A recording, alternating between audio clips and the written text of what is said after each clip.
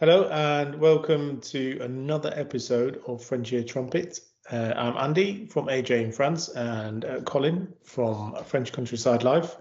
And occasionally, normally once a week, but not this week, we get together and talk about anything that interests us, usually with some kind of French theme, living in France, expats, that kind of thing. But today we're going to have a episode on what we've been up to, and the reason for that is because last week we didn't put out an episode. Now, the reason we didn't put out an episode, we're probably going to cover in this episode. So I think we should probably just say what we were up to that stopped us from doing the episode last week. What were you up to? Yeah. Yeah, exactly. So what were you up to, Colin, last week? Last week, working a lot. Yeah, I had a fair bit of work on. There was a massive hedge that I had to cut back, and it's probably 100 meters long, maybe 80 meters, but massive anyway. And in places it was So like, hold on. You're a fisherman, aren't you? yeah, that's true. Yes, that's probably about 20 meters. Big. It was this big. Yeah, go on. It was a massive hedge, Yeah. All hedge, and at the road end of it, it was probably 8 foot thick or 3 meters thick. Wow.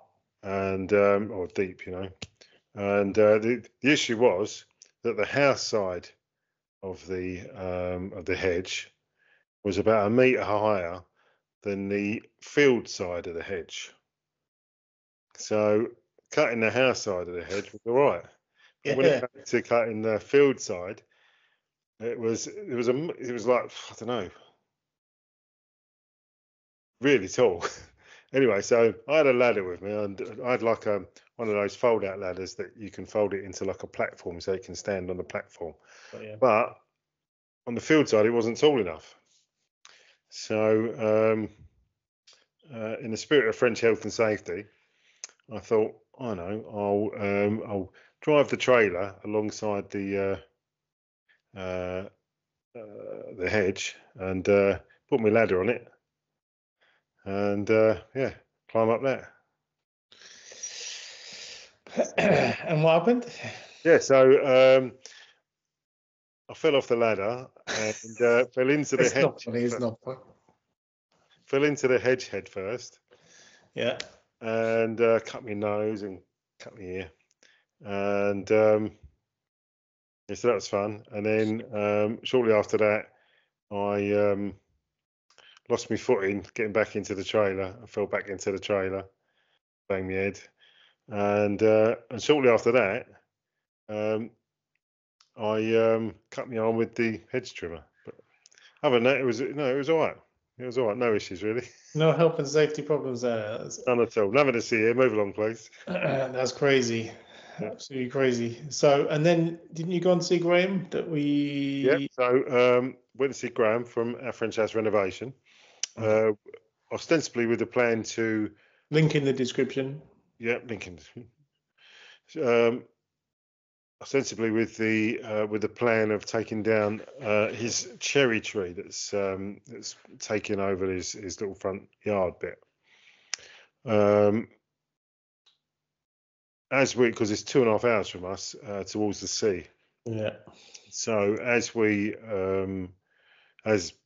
Jane and I were approaching, we see these big black clouds, and it didn't look good. So by the time we got there, it was chucking it down with rain, like biblical sort of rain, And so to sum up, the cherry tree didn't get cut down, but we had a really nice lunch and a really nice chat. And I had seen one of Graham's drawings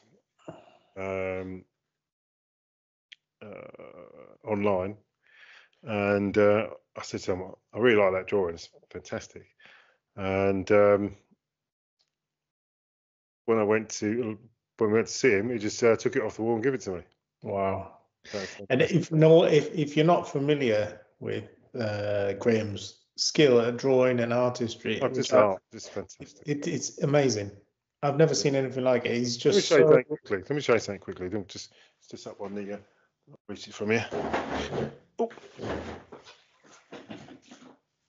So I had, when we lived up in Normandy, we had a wood, or when I picked up some wood for the log burner, and I saw these interesting bits of offcuts, and I thought I'm going to save them for Graham. And Graham came round, said, "See what you can make of those," you know. Oh. And next time we see him, about 3-4 months later, he said, "Oh yeah, I made this for you." So you can see that. Wow. That's unbelievable, isn't it? That's for anyone who's listening to this and not watching, it's like a knot in a tree with a bird carved out of it and fully painted. It looks absolutely fantastic. Yeah, just amazing. You know, just the skill and artistry. Yeah, I think we'll try and get a link to his stuff in the description, because it's so talented. I said this to you before when I was there with you last time. I'm very good with technical stuff, logical stuff. Anything artistic, it just escapes me how people can do it. I can't draw anything. You know, if someone said to me, draw a person, it would be a stick man, and that's it. And that's all I can do. I can't actually do any more. Yeah. Or it looked like a 4-year-old's drawn it. I'm no artistic qualities whatsoever. But something like that always amazes me. Graham's on another level. He can do, you know, sculpture and drawing and painting, and just unbelievable. Yeah, very lucky. And then the annoying thing is, he can still do all the technical stuff as well. Yeah. He showed me his monocouche. Is it multicouche or monocouche? I can't remember. Multicouche, yeah. Multicouche, yeah. Yeah, he showed me all the work that he'd done connecting the shower and the running the water to the hand basin in the bathroom, and it's just brilliant. Yeah, he's incredibly clever. Anyway, enough about that. Strange enough, the only leak that he had was the shower mixer bar onto the onto the pipes that come out of the wall. Yeah. And I said, that's exactly what Andy said, but Teflon tape, that's the answer to that. Yeah. You put on twice as much Teflon tape as you think you need. And Andy said, you tighten it up, but you'd never untighten it. No. Golden rule. Yeah. So, well, I'm glad that helped. Yeah. So that sounds really busy. So you started a new job, didn't you? I'd started this week, but it wasn't the reason that we didn't do the episode. So the reason I didn't do the episode is I had 4 of my old colleagues from work, and they come every year in September, and they just come over we all get together, and it's really weird. Like we only see each other once a year, all together, and when we meet up, it's like we've just finished a day's work, and we've met up for beers in the pub, and it's been like that since 2018. Right. So every year they all come over. It's been amazing. I mean, it's very rare you get a group of people like that where they can all make it every year. It's been really, really good. So they come over, and they like to help out and do some strange stuff, because it won't surprise you, in my house there's always weird stuff to do, like stuff they'd never get to do at home ever. Yeah, of course, yeah. So this year we've put up aluminium scaffolding all across the front of the house. Right. Which is about 7.5 meters tall, about 12 meters long. Yeah. So it's massive, and we did all that in a day. But as the day went on, so from about midday onwards, we were doing the scaffolding and drinking beers. So it was 50-50. You know, you're either up on the scaffolding or you're down drinking beer, and then you swap places. What could possibly go wrong there? Exactly. Anyway, it got done. So I'm really, really happy with that. And then one of the other jobs we had was my stove. Now, anyone who's following my channel will know that I'm installing a freestanding wood burning stove with a boiler in the back. So it heats water in the stove and then it pumps it round the rest of the house. The problem is the stove is so heavy, it weighs more than a motorbike. So it's a 220 kilos of stove. Right. So we devised a method to get it up from the garage where I left it into the house, and I tell you what, it took all 5 of us, to lift it in and put it on the hearth. It was insane, and it took so long as well. Lots of grunting going on there. Lots, and then lots of pauses and breaks for beers and stuff. But we got it in, and it looks amazing. Brilliant. So we'll continue, but there's been no videos on my channel for a long time because it's all been preparation work. So that's what I've been doing. And then, yeah. That's brilliant. Also, go on. No, go on. So I just wanted to say, one of the things I've done recently, which I've spent some time at a tourist attraction in France called Puy du Fou. I don't know if you've heard of it. Have you heard of it? I have, yeah. It looks amazing. And strange enough, one of the customers that I go to is going there this week. I honestly, I've never seen anything like it in my life. Yeah, I think we're going to have to go and do that at some point. So it's just for those who've never been or don't know what it is, it's a really, I can't even describe it as a theme park because there's no roller coasters or anything, but it's a massive site. And when I say massive, it's massive, like airport size site. And on it, you have different shows, attractions. So there's a huge Colosseum, which is one of the biggest attractions. It's massive. And you go in there, and there must be thousands of people in there. And they do this show with chariots and horses. A la Ben-Hur. Yeah, exactly that. Yeah. It's all in French, but I tell you what, the cool thing is, if you this is a top tip, by the way, anyone wants to go, take your mobile and take your earphones for your mobile. It sounds strange, but all the shows, if you go to their website, while you're there, you log onto their Wi-Fi, put your earphones in, and it's an immediate direct translation into whatever language you're watching in. That's amazing. So you can watch it and get everything and put your earphones in, it's all in English. That's amazing. It's insane. And it's absolutely word perfect to the letter. It's really good to to see technology working like that, isn't it? Rather than it not working, But I went to there's different shows, and I don't really want to give away any spoilers because that would be terrible. But there's different. So you go to different shows. There's the Colosseum, which is a big one, which is good. The recent one, they've just spent 22 million euros on that one show alone. So you go inside, it's like a cinema, but there's thousands of people in it on a round stage. And around the outside is where the actors perform their little piece.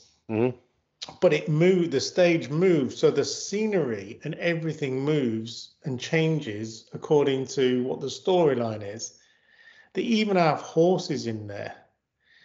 I mean, it's just unbelievable. But my favorite one was the Viking one. Right.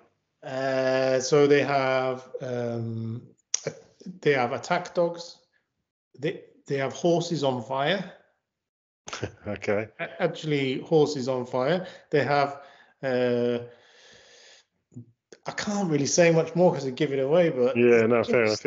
So with all the different attractions, are they on all the time? So you can go from one to the other to the other. My advice is get in when it opens. Get a program, and it tells you what time of the day what attractions are on. Yeah. So we did about 3 out of all of the 4 big attractions, and then there's little ones in between. And the little ones, when I say little, they're not little. Yeah. They are just, I'll tell you about them in a second. But the big ones, you pick your times and make sure you're there in good time, well before it starts to get in there. Now, the falconry display is a must-see. So I was sat, they have like a V-shaped auditorium outside, and the audience sits on both sides like that. And there's a little story going on in the middle there, but it's all about the birds.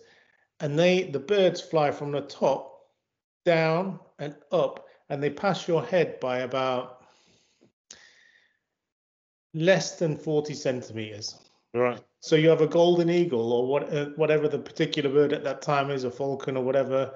Yeah. And there's some big birds there. They've even got what do you call them? The condors. Yeah. And they're just flying like this straight. It looks like they're flying straight at you, and they miss you by. Some of them landed on audience members' heads or their shoulders and stuff, which is something you could never do in the UK because the health and safety would be straight out the window. Yeah.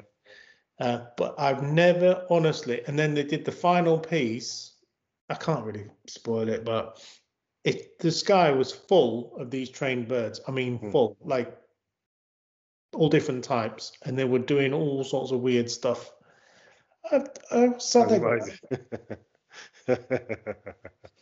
Sounds brilliant. And it's not that expensive either. It's really not. But next time we said that the mistake we made is not booking the hotel on site.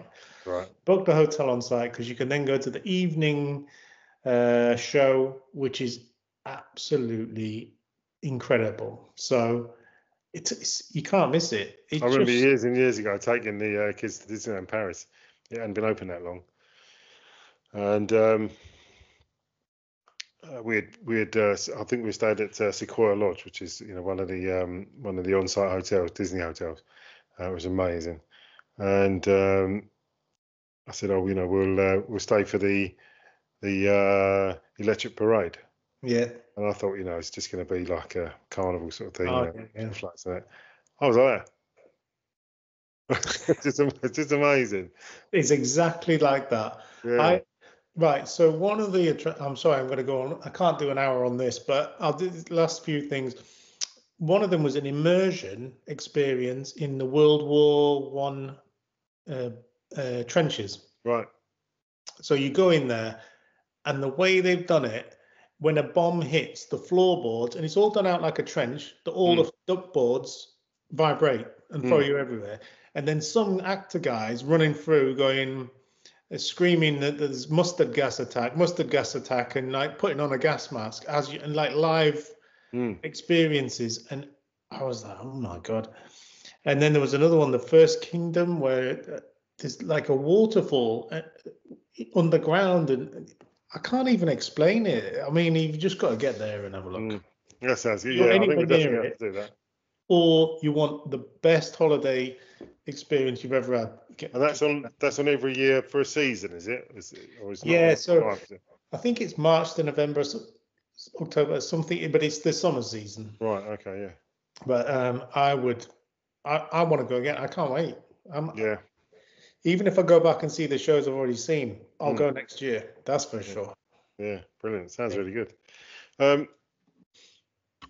So I just wanted to take this opportunity while we're here just to say congratulations to John and Liz Williams. There was subscribers who came down to see us. They bought a house. Wow. Probably about 40 minutes from us, and they showed us the pictures. Mate, fabulous house and Jeep. Oh, suits you, sir. Suits you. Yeah, just really, really nice. So so good luck to them. Yeah, good luck. Good luck. Yeah, well done.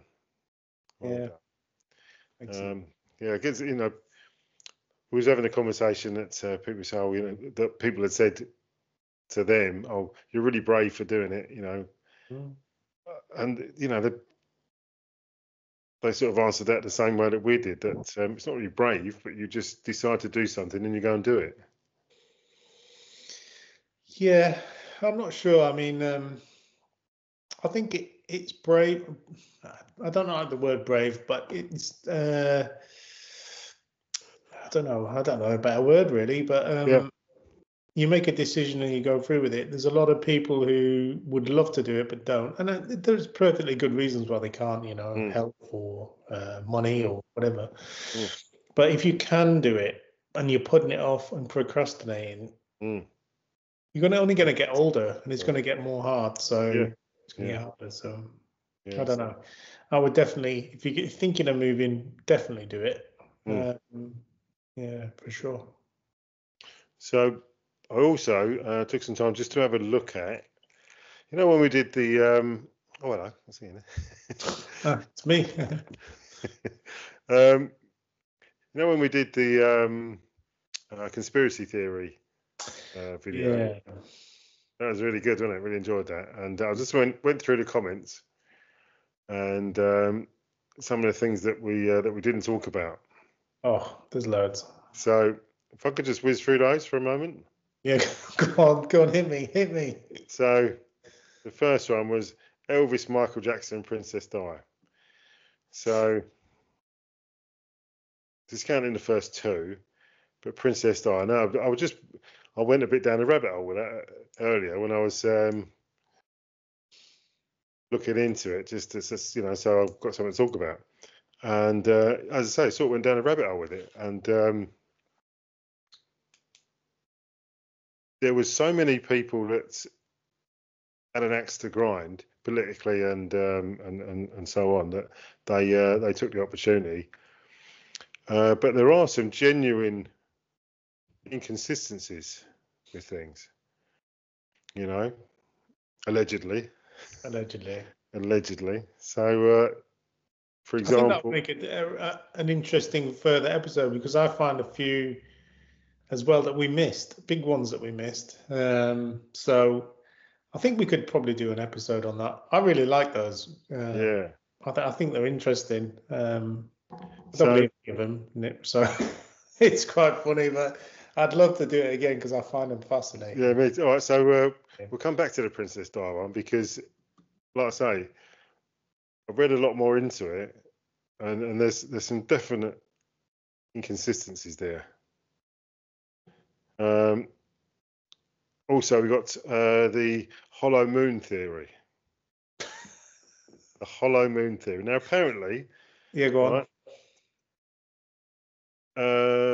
in November the 20th, 1969, the Apollo 12 team crashed the ascent stage of the lunar module into the moon, right?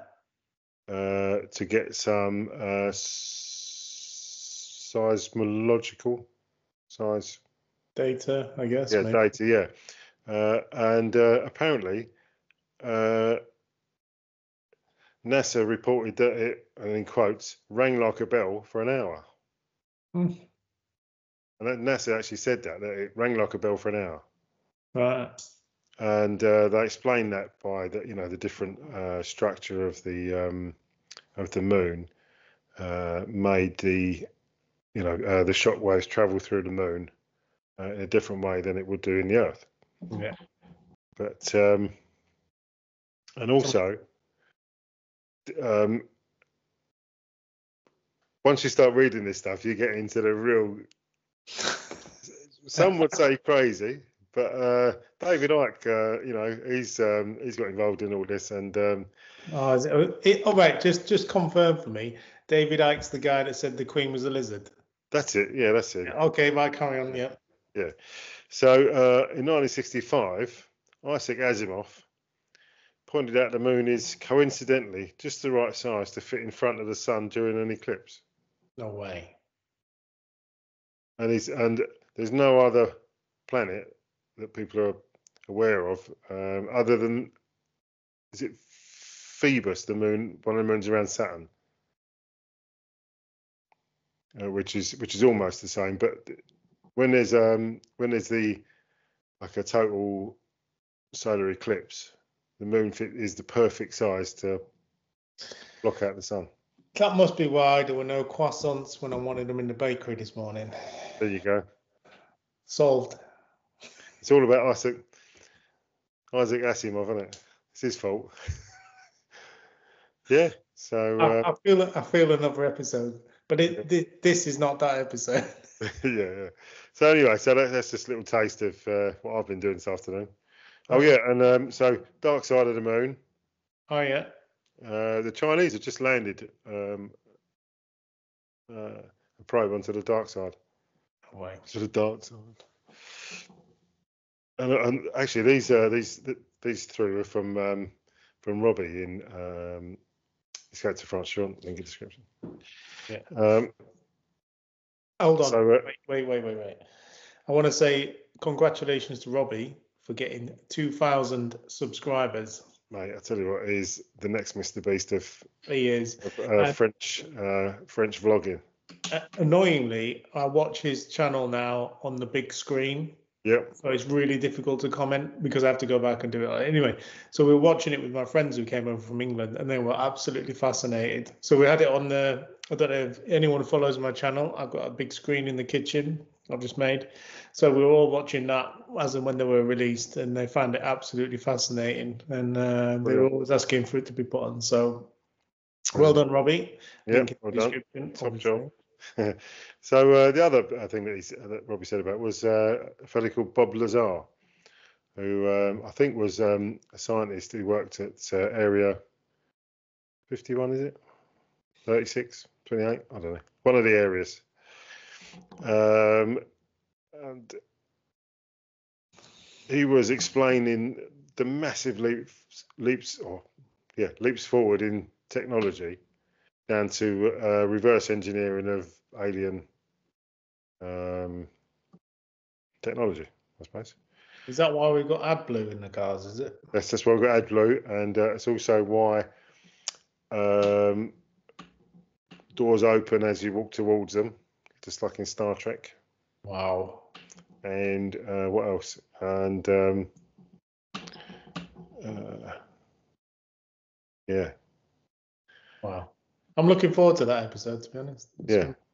So I'll do some more looking into that, but don't forget Elvis and Michael Jackson. Yeah, of course, yeah. Ranch. I'm trying to what you said about the because you've got a projector, haven't you? Yeah. Yeah, I'm trying to convince myself that I need one because I found one for €98 and it looks really, really good. And I want it, but I don't need it. No, well, it's like, the problem with that is it's like when you buy a tool and then you realise, oh my God, it made my life so easy. I should have had this all along. Can you say that a bit louder so Jane can hear? Oh man, brilliant. So anyway, talking about tools, I did actually start a new job. Yes. So let me tell you about that. So in fact, I mentioned this. I went for an interview for a job and they offered me a job, but I had to postpone it because my friends were coming. Anyway, they've gone. So I started, I've done a week there and it's very interesting. The way employment works in France is completely different. So I thought I'd just give you a little rundown of not necessarily what I did, but how it all works when you work for somebody. So I was employed on a CDI contract. Yeah, I've seen that written, CDI. So, and there's also a CDD contract, which is a temporary contract, but CDI is a permanent one with a clause in it that for the first 2 months is a kind of like a probationary period, and it can be extended for a month if necessary. So it's very interesting because the salaries and what you're paid are actually laid down as a scale by whoever makes it up in the government in France. So if you're employed and your title is such, then you should receive X amount per hour or per year. So they give that, but it's a completely different way of working. So I start work, but I go to a specific point. I go to the workshop or office or whatever for 8 o'clock in the morning. And then you get distributed from there to wherever you're going to go or whatever you're going to do.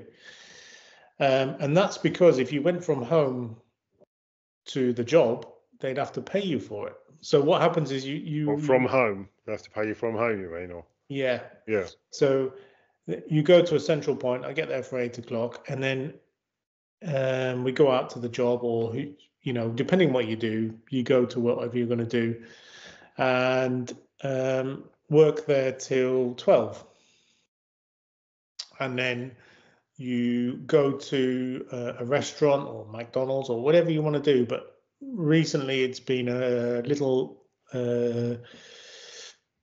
like you went to the little restaurant for the workmen.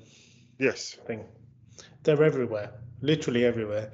And you go there, you go in, and you have a 2 or 3 course meal, and then one drink, and you get a receipt. You save them up, and then at the end of the month, you submit them, and the employer pays for your dinner. Mm-hmm. Or like I did the other day, well, I do most days actually. I don't take advantage of that. I just either come home for 2 hours, or I go to see my mum for 2 hours, which is pretty good. It's very nearby. And then in the afternoon, you work till 5, and then pretty much that's it. So it's completely different to working in England, much more social. And so that's a 7-hour day, isn't it? Yeah, I guess, but they don't work it on hours per day. They work it on hours per week. So yeah, it's very strange. So you might be rostered for, I'm not rostered, but your week is 35 hours. If you do 39 hours, you've got 4 hours a week you build up for time off later on if you want it. Right. But it's then as soon as you sign up for a CDI, they offer you the mutual of the company as well, so you don't have to pay for your own mutual. I mean that's that's €600-700 a year, isn't it? Yeah, and you get on board with that, and then they gave me a phone and all this other sort of stuff. But the actual jobs I've been doing, so the job I've taken is with a renewable energy company, and they fit solar panels and in all the batteries and inverters and stuff like that. Anyone who's watched my channel knows that that's my thing, really. It's your bag, man. It's my bag, man. But I wasn't really, not prepared, but I didn't really see the scale of the size of the solar installations that they do. So when I got there, they said, right, we're going to go and get it inspected by an inspector from Enidis, who are the electricity provider. And I was like, brilliant, I'd love to see this. So I'm thinking 20 panels on a house roof, blah, blah, blah, all that sort of stuff. Got there, 500 panels split across 2 massive farm buildings with something like 150 kilowatt power, the cables going into the ground, and like that. Yeah. And Enidis came out and put a brand new supply in, and the supply box was about, I guess, close to 5 foot tall. Yeah, I believe it. Funny enough, there's one on the opposite side of the road to us. There's a beef. Is it a beef farm? Is that what you call it? Yeah. Yeah, a beef farm. I've seen it. Well, if you imagine that, it was about 3 times the size of that. Yeah, because from what I understand, there's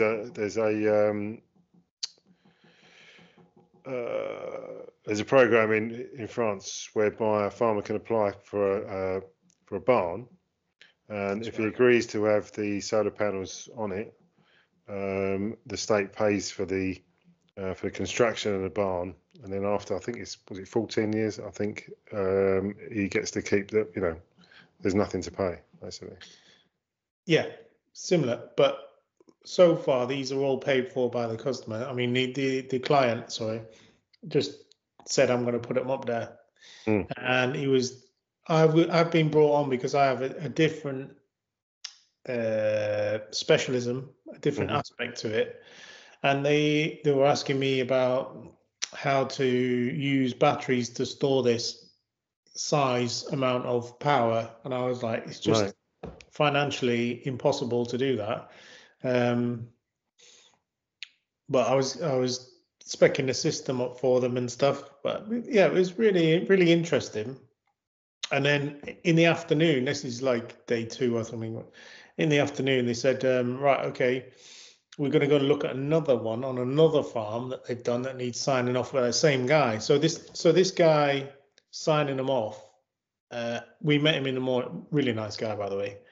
No problems. It's not like some clipboard council guy from England. This is like a French guy who turns up, and from when he gets there, he wants to sign it off.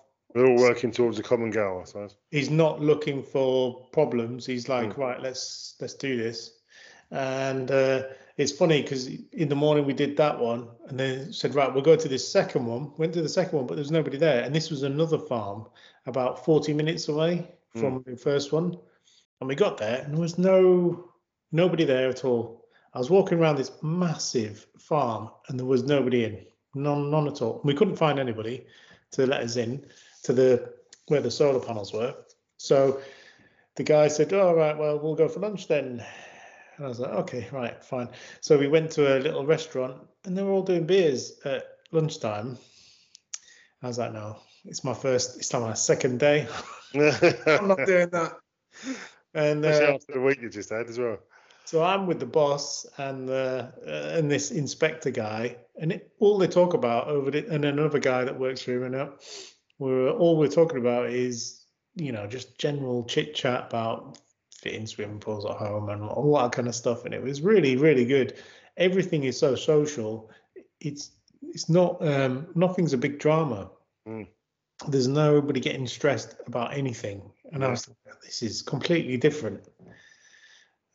Just so far, it's a week done, and I really like the way it's done. So yeah, brilliant. We'll see how it goes on. Yeah, good luck. That's brilliant. Yeah, that was good. So I've got my stove at home in place, so I'm going to be doing that this weekend. Yeah, this weekend I'm finally going to pluck up the courage to fit that valve. I still haven't done it. Oh, I'll tell you what did happen.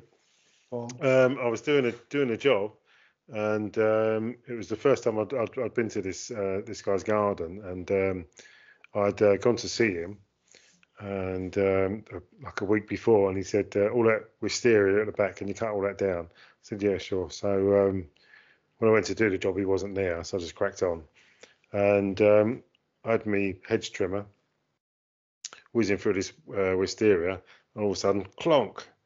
There's a great big armoured cable. Oh, wow! So it bent the two blades, because with the hedge trimmer you got like a guide, and you got two blades, and it bent the top blade, so of course it wouldn't cut. So that was €120. Thank you very much. Right, hold on. If you'd have cut the cable, how much would that be? I'd probably be dead, wouldn't I? So wouldn't really matter, would it? So super.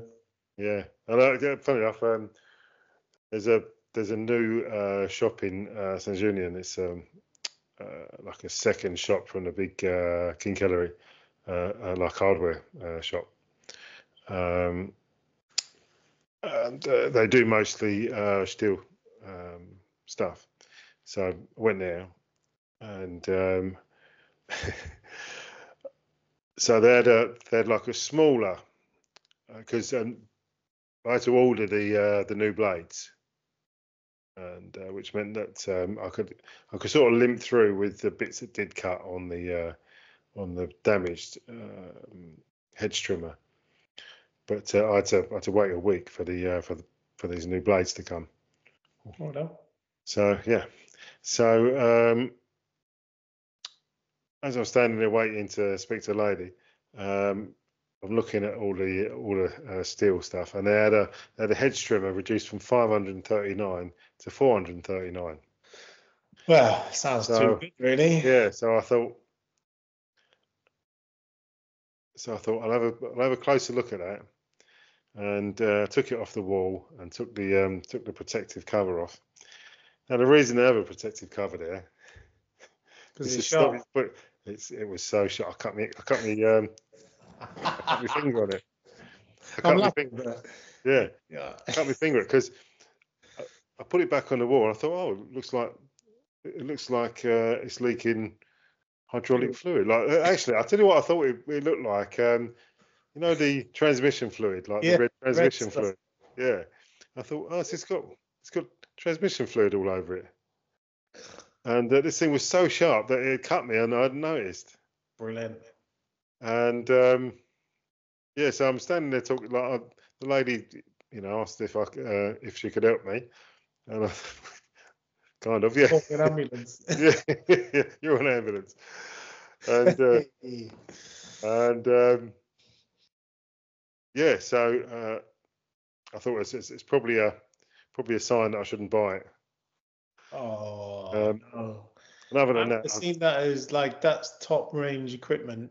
yeah, So and I couldn't just come home to Jane and said, "Darling, good news, I've saved €100." yeah. No, that was not going to fly. No, it's not. It's not at all. So yeah, but I picked up the new blades yesterday, and fitted them when I got home from work this afternoon. And you have to take it all apart to get the blades back on. Like take them off, put the new ones on. But it's actually quite simple. I think it's engineered, to make it. What make is it? Steel. Oh, you need that tool. Yeah, You need to go. You need to go and get a new one, like the best model you can get. Well, You owe it to yourself. They did have one there. It was 760. It's a bargain. For a hedge trimmer. It's massive. What you should do is convert it into pounds because it sounds less when you tell Jane. That's true, yeah, that's true, darling. Good news. Good news. Yeah. Yeah. But, Also, one of the jobs I had at work this week, I don't know if they're testing me or not because I'm supposed to be an electro technician specialist. Okay. Which basically means. Did you know you was one of those? Well, apparently, anything that doesn't work, I have to make it work as well. Right. So we went. I have to go into a few jobs to install inverters and stuff. Like kind of easy run of the mill stuff. Yep. The boss goes. Domestic stuff, like. The what? Was it all domestic stuff, the stuff like that doesn't work? They were, but all right. Interestingly, this might interest someone who's watching this. So, I went to a property, and the property is a house, end of terrace, we would describe it as, and on the roof is an old set of probably about 5 or 6 solar panels, and that provided power to an old inverter from many years ago, which then transforms the power from the solar panel and it gets injected into the grid via a meter, like your Linky meter. But the house itself was rented. Okay. So the landlord had these panels on the roof and the inverter and the Linky for it, and was receiving the benefit, I guess, from the panels, from selling the electricity back to the to EDF. There was another Linky meter, that just provided the power as normal to the house for the people to use. So the company I work for went and put brand new solar panels on the roof, like really high tech stuff. And the company I work for has a team that does the stuff on the roof, and there's a team that does the complicated electronics inside, and I'm part of that team. Yeah. So I don't go on the roof. I don't do anything like that. And what would happen was the landlord had commissioned our company to do it. So the new solar panels then they get connected to the feed-in meter. So he gets the benefit of the brand new solar panels because they're much more efficient. But what he'd also done, he said to us, look, can you just move across the old panels and give that, if you like, to whoever rents the property, because there was a tenant in there. So those then just take off the electricity off the bills of the person that's renting the house. Nice. I thought that was pretty good, quite generous of the landlord to do that. Yeah, so that's what we're doing. Yeah. So just you said about not getting up on the roof just reminded me of something. So watching Budo and Tracy at Farmhouse Diaries. Farmhouse Diaries, thank you. I should know that, shouldn't I? He's just in the process of renovating his barn to turn it into his workshop, and he's running the power through, down to it. And on all four corners of the barn, which could well be medieval, there's stones that stick out. Okay. He was saying that he thinks that they are steps so that you can access the roof. Right. There's something about this I've read recently, and it's escaping my mind. But carry on. Right. Yeah. So, and that reminded me when I looked at Gary Barnard's house. He's got a farmhouse with a massive barn. It's like 4 or 5 times the size of the house, the barn.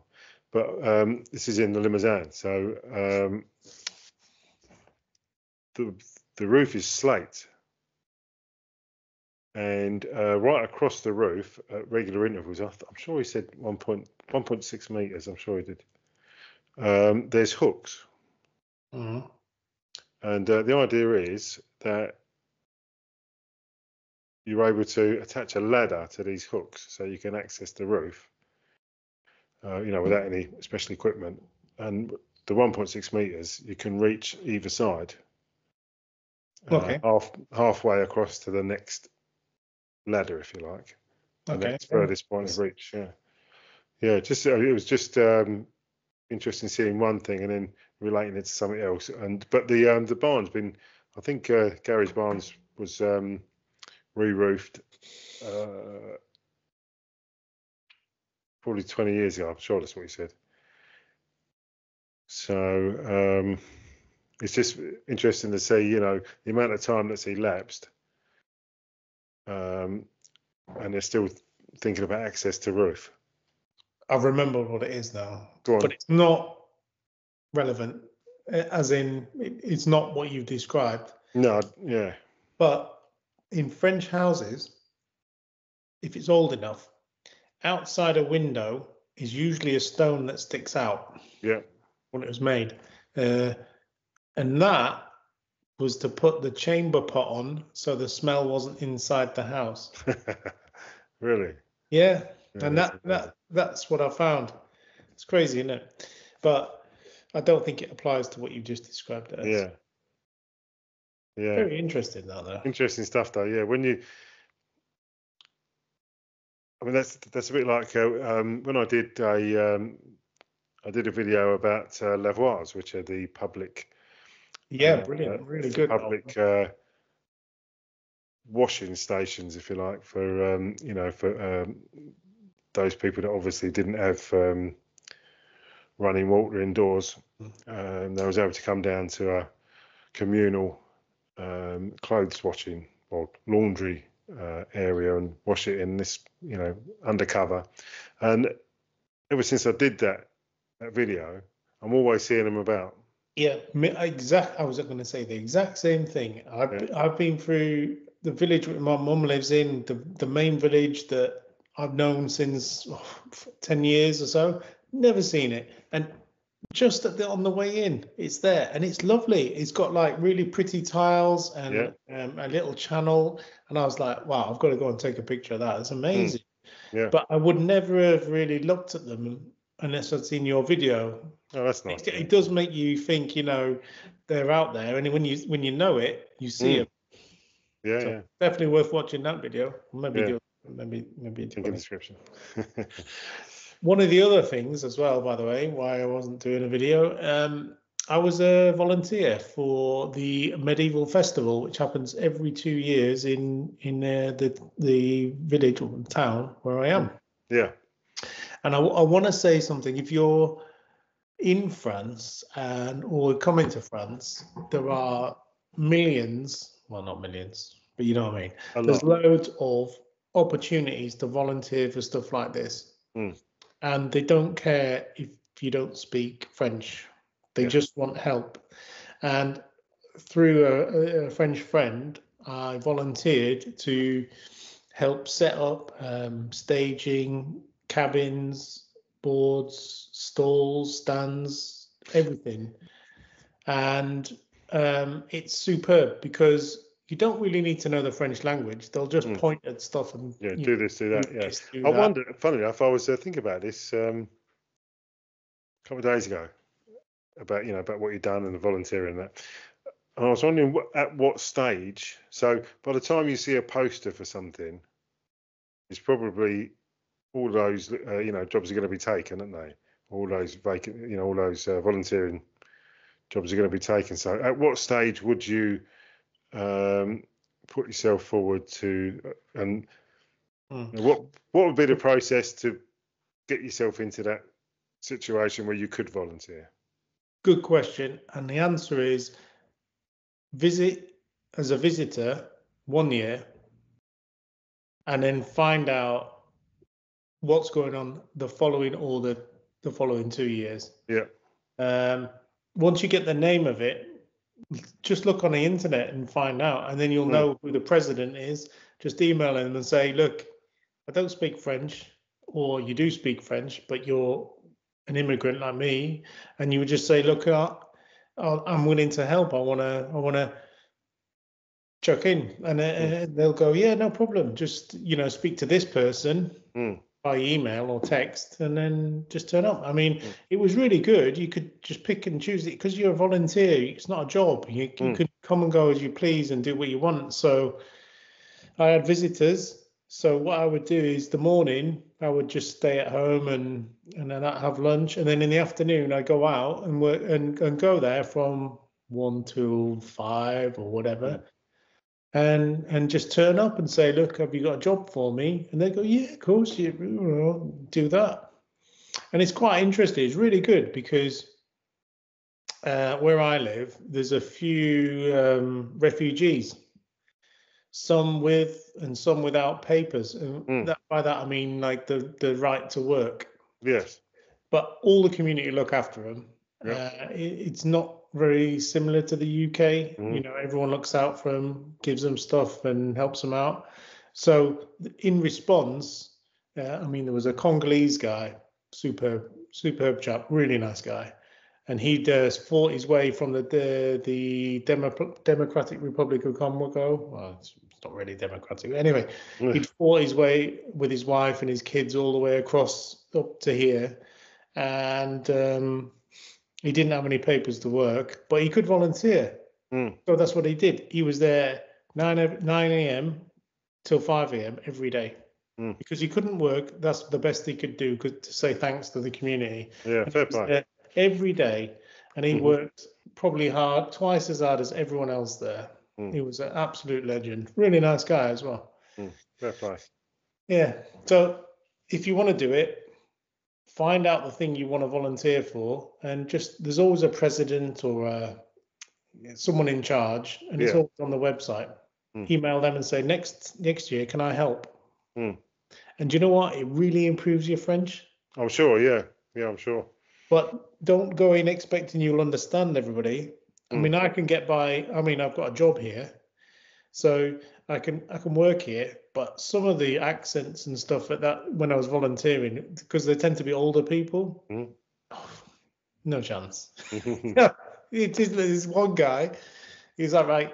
The chief or the boss goes, right, go with him and pick up this stuff at the other side of the town. I was like, okay. So we got in his car, hooked up the trailer, went, and he was walking around.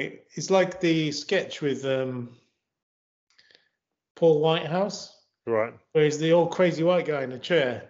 I know, yeah. Yeah. Very, very drunk. Monkeys. And that's exactly what I was getting from. I was like, yeah. Very, very drunk. Yeah, exactly that. Yeah. But you just get along, and they're all retired. They don't really care, and you can Actually, it's make funny. as many mistakes as you want, but you get to hear the accents, you get to talk, and it's really good fun actually. But the thing is, you've got to be prepared. So when I turned up, because I've had lunch at my house. I get there, go there, and I see a couple of people I know. You've always got to shake their hand, get in there. Just like, right, what we're doing this afternoon, and they go, well, steady on. Do you want some wine? Oh, like, Don't want to rush into this, do we? well, all right, yeah. And then it gets to about 4 o'clock, and I'm like, bonk, which means a little quick drink. And you're What's like, it again? What's the word? okay, why not? Yeah. And then we bought tickets for the main show, and it was really good. Couldn't understand a word of it, but it was fabulous. I mean, it was really, really good. It was put on in a small village, but they'd managed to secure 2 acts from Puy de Fou. Wow. Horse riders and fire breathers. Oh my God, they were amazing.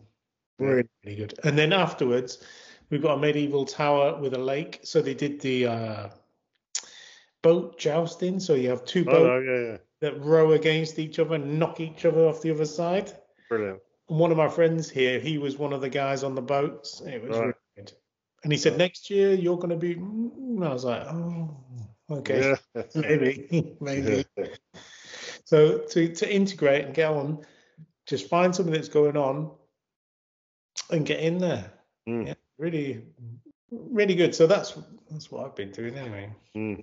Just you saying about the fire breathers just reminded me of years ago. I was doing this job. There was a jazz funk group called Basement Jacks. Yeah, oh yeah. Remember, yeah. So they was doing a live PA at this nightclub in Leicester Square, and so I was driving them, and we went into Leicester Square, and they said, "Oh, do you want to come in?" I said, "Yeah, why not?" So I left the car, locked it up, and went in, and they got like a green room, where you go and have a few drinks or whatever. So I'm sitting there by the door, and this guy opens the door and walks in, and he's dressed head to toe in silver lame, head to toe. Well, yeah. And he's painted silver with a silver swimming cap on. And he opened the door and stuck his head in. I went, all right. And he said, have you got a lighter, have you, or a box of matches? I said, no, sorry, I don't smoke. He said, I'm the next act on, and I'm a fire breather, and I haven't got any matches. I said, well, that was a bit of an error, wasn't it? That was a bit of a career choice for you, wasn't it? Really? You making that one up? That's true. It's absolutely true. Yeah. Oh, unbelievable. Yeah. Unbelievable. Yeah. I'll tell you, it's something interesting that happened at work. So they realised that I can fix nearly everything. Yep. So they go, So we bought this cherry picker, which is like a big truck with a basket on the back that you can lift up and go and hydraulic arm on it. Yeah. But it doesn't work right. We can't figure it out. And we've got some guy that works for us. He's checked it out. And he says it should be fine. It's not working. And I said, leave it with me. And they said, right, you got all day to fix it. So this was about 9:30 this morning. So I went out, had a look at it, did my stuff, did my thing. And by 11:30, I'd given a written report in with pictures and stuff and said, right, this is your problem. And he just looked at me like, Right, what? slow down. And he goes, well, I mean, what? I said, yeah, got this card for the acceleration, deceleration of the hydraulic rams. It's the wrong card. Someone's put one in. Suki. And they were like, right. So just buy another card, this one, this model number, not that one, and it'll work fine. And I put it all in a document for him, and he was like, so this afternoon he was like, can you fix my telly? Seriously? Yeah. I was like, oh, yeah, probably, yeah, all right. Probably, yeah. Yeah. It's interesting, very interesting. There you go. Well, I reckon that's probably about our Yeah, time. I think you're right. It seems like 5 minutes, or literally That's 5 minutes. whizzes by, doesn't it? But I am looking forward to another conspiracy theory. Yes, yeah, they're good. Yeah, if anybody's watching and you want us to have a look at the conspiracy theory of your choice, put it into the comments and we'll look into it and see what we think of it. That'll be interesting. Yeah. That'll be interesting. So, is there anything that you'd like to add? No, that's it really. Except my main message is to anyone watching this thinking of coming to France or already in France, look for volunteer groups. And by that I mean something that's happening in your area, and just go and ask. They don't care that you don't speak French. They literally don't care. You know, I mean, I don't speak the best French, but they just pay you. They might even. I mean, if you were in the Charente or down there, they probably all speak English anyway. But it doesn't really matter. Just go in and ask. Yeah. And you'll learn so much about the culture and so much about the language. And it's an easy, free way of getting French lessons. There's no point in paying for it if you just go and sit there and listen to them, because they all speak with different accents and they say jokes in different ways, and you'll never learn that from French lessons. You've got to be there and get in it. I think it's definitely worth doing. Definitely. So, thank you so much for watching. Hope you've enjoyed it as much as I certainly have. Anyway, look forward to this all week. And so, if you'd like to give the video a thumbs up, share it on your social medias, press the notification bell so that you know when there's new content, and maybe think about subscribing if you're not subscribed already. And all that leaves to say is it's goodbye from me. And it's goodbye from him. Goodbye.